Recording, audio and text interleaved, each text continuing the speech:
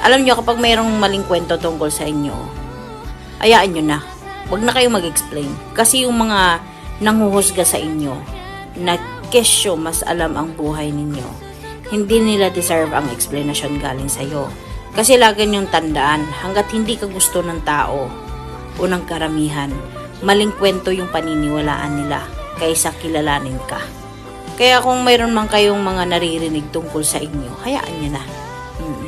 Kunwari hindi nyo narinig, kunwari hindi nyo nakikita yung mga tao, kunwari wala kang pakialam, pero isa lang yung gawin mo, ipagdasal mo sila.